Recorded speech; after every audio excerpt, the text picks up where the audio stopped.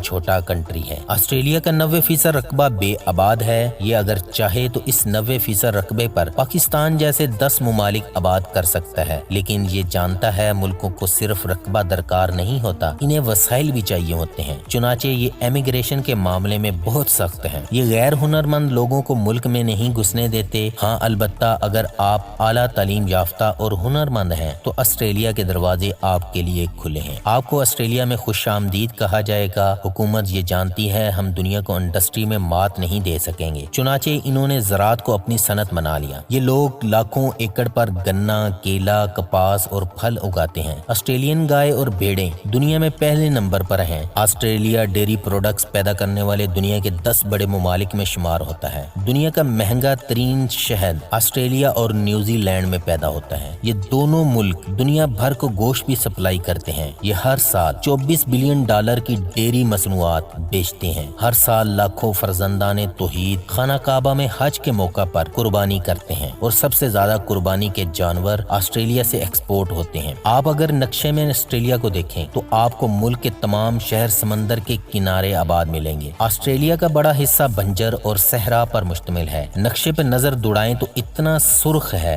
جیسے سیارہ مریخ کا کوئی حصہ ہو۔ یہ سرخی یہاں پہ موجود صحراؤں کی وجہ سے ہے۔ دراصل ان صحراؤں کی مٹی میں بڑی تعداد میں آئرن یعنی لوہا ایلیمنٹ موجود ہے، اور اسی کی وجہ سے اس کا رنگ اتنا سرخ دکھتا ہے۔ دنیا میں لوہے کی سب سے زیادہ ایکسپورٹ کرنے والے ممالک میں آسٹریلیا بھی شامل ہے۔ اس کی مٹی سب سے پرانی اور سب سے کم زرخیز ہے۔ اس میں تسمانیہ کا بڑا جزیرہ اور بحر جنوبی، بحر ہند، بحر الکاہل کے کئی چھوٹے چھوٹے جزائر بھی شامل ہیں۔ اس کے ہمسایہ ممالک میں جنوب مشرق کی طرف نیوزی لینڈ، شمال مشرق کی طرف سولومن جزائر، وانوآتو اور نیو کیلیڈونیا، اور شمال میں پاپوا نیو گنی، انڈونیشیا، مشرقی تیمور موجود ہیں۔ آسٹریلیا میٹھے پانی کی کمی کا شکار بھی ہے۔ پانی کی یہ کمی اس کی آبادی کے کم ہونے کی بنیادی وجہ ہے، چنانچہ حکومت نے جدید ترین ایریگیشن سسٹم ایجاد کروا لیا۔ یہ سسٹم پورے ملک میں استعمال ہوتا ہے۔ آپ اس سسٹم سے کم پانی سے زیادہ فصل حاصل کرتے ہیں۔ کوئنز لینڈ اسٹیٹ گنے اور شوگر ملوں کی وجہ سے پوری دنیا میں مشہور ہے۔ برسبین سے کینز تک سڑک کے دونوں اطراف گنے کے کھیت نظر آتے ہیں۔ ہم کھیتوں سے گنا کاٹ کر ملوں تک پہنچاتے ہیں۔ آسٹریلیا میں یہ سسٹم نہیں ہے۔ آپ کو کھیتوں کے درمیان ہی شوگر ملیں بھی ملیں گی۔ آسٹریلیا میں کھیتوں میں مشینیں لگی ہیں۔ یہ مشینیں کھیت سے گنا کاٹتی ہیں، اسے چھوٹی چھوٹی گنڈیریوں کی طرح ٹکڑوں میں توڑتی ہیں۔ یہ ٹکڑے ٹرالیوں میں بھرے جاتے ہیں اور یہ ٹرالیاں سیدھی مل چلی جاتی ہیں۔ ہماری شوگر انڈسٹری آسٹریلیا کی یہ ٹیکنالوجی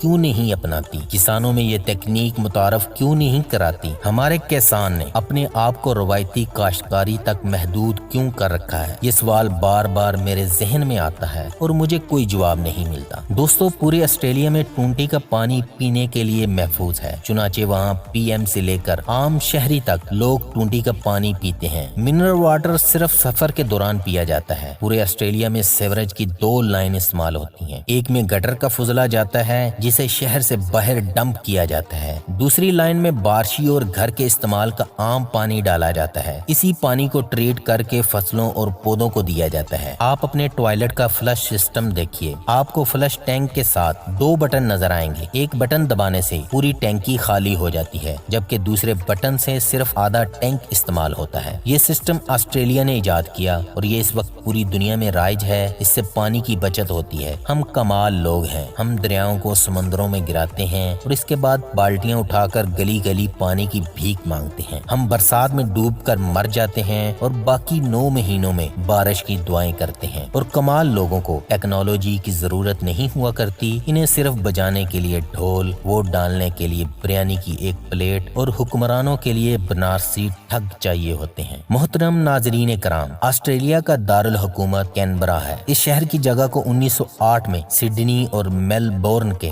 باسیوں کی باہمی رضامندی سے بطور صدر مقام چنا گیا تھا۔ آسٹریلوی تاریخ اور طرز تعمیر میں یہ شہر نسبتاً انوکھا تصور کیا جاتا ہے، کیونکہ یہ نہایت منظم اور روایتی طرز تعمیر سے ہٹ کر تشکیل دیا گیا ہے۔ اس کی آبادی 4 لاکھ کے قریب ہے۔ یہ آسٹریلیا کا 8واں بڑا سٹی ہے اور یہ ٹھنڈا شہر ہے۔ دوستو، آسٹریلیا کا ٹیکس ڈپارٹمنٹ ہر سال انکم ٹیکس وصول کرنے کے بعد ٹیکس دہندہ کو شکریہ کا خط لکھتا ہے، ملکی معیشت کے اعداد و شمار دیتا ہے اور پھر اسے بتاتا ہے آپ نے اس معیشت میں کتنا حصہ ڈالا اور اب آپ آپ کا ٹیکس کہاں کہاں خرچ ہوگا۔ آسٹریلین حکومت ٹیکس کا سب سے بڑا حصہ صحت پر خرچ کرتی ہے، اس کے بعد ویلفیئر پر، اس کے بعد تعلیم اور دفاع کی باری آتی ہے۔ محترم ناظرین کرام، آپ کو ایک دلچسپ بات بتاتا چلوں آسٹریلین ٹائم زون کے بارے میں۔